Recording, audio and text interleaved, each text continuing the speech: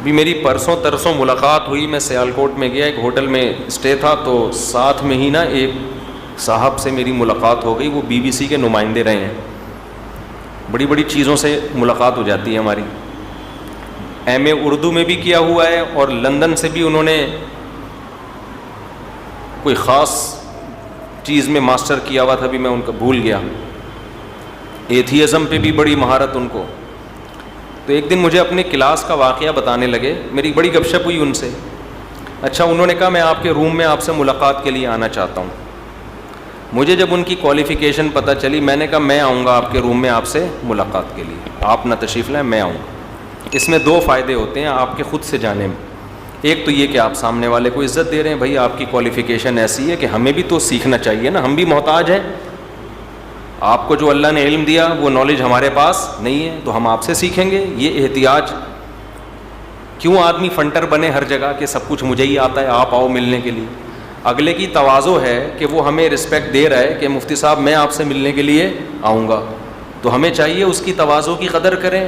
ہم یہ کہیں کہ جی آپ کی کوالیفیکیشن ایسی ہے کہ ہمیں تو خود ایسے لوگوں کی تلاش رہتی ہے پڑھے، تو ہم آپ کے پاس ملنے کے لیے آئیں گے۔ ایک تو وجہ یہ۔ دوسری وجہ بڑی ٹیکنیکل وجہ ہے کہ جب کوئی آپ کے پاس ملنے کے لیے آئے اور آپ کو پتہ چلے کہ یہ بندہ آپ کے کام کا نہیں ہے، تو آپ کے لیے اس کو بھگانا بہت مشکل ہے۔ ٹھیک ہے، صحیح ہے، آپ کے لیے اس کو بھگانا، اسے میں کیسے کہوں گا اب تشریف لے جائیں، میرا بھی ٹائم ضائع ہو رہا ہے اور آپ کا بھی، آپ کا ہو رہا ہے نہیں ہو رہا، میرا تو ہو رہا ہے۔ وہ تو کہا نا، اگلا ہے بھی کہ نہیں ہے ہمیں کیا پتا، اس لیے خود چلے جاؤ۔ جب اندازہ ہو کہ یہ بندہ کام کا نہیں ہے، پتلی گلی سے نکل کے، بھائی مجھے دیر ہو رہی ہے، مجھے کہیں جانا ہے۔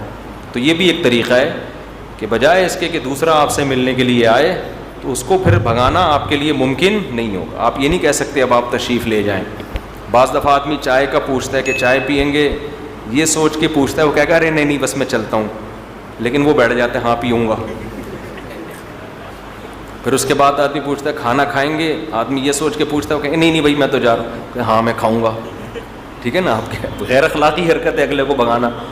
تو یہ بھی ایک طریقہ ہے کہ خود ملنے کے لیے چلے جاؤ۔ خیر میں ان سے ملا، وہ بڑے کام کے آدمی نکلے۔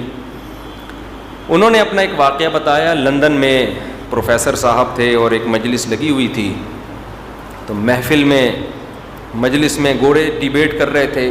گوروں کی انہوں نے ایک چیز میں بڑی تعریف کی کہ وہ فارمل چیزوں کو بھی انفارمل لیتے ہیں۔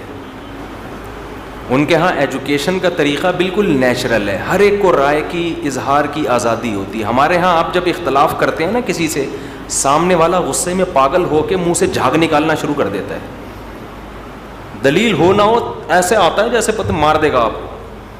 اگر آپ PTI کے ہیں، JUI پر اعتراض کریں تو JUI کا نیچے کا کوئی عام بندہ ہوگا وہ منہ سے جھاگ نکالنا شروع کر دے گا مارنے۔ اگر آپ JUI کے ہیں، PTI پہ اعتراض کریں تو اس کے منہ سے جھاگ نکلنا شروع ہو جائے گا۔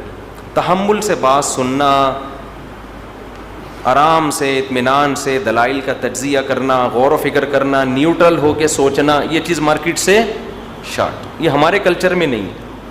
اور ایجوکیشن میں بھی ایسے ہی ہے، تھوپو بس، اللہ ماشاء اللہ اچھے ادارے بھی ہیں الحمدللہ، پڑھے لکھے لوگ بھی ہیں۔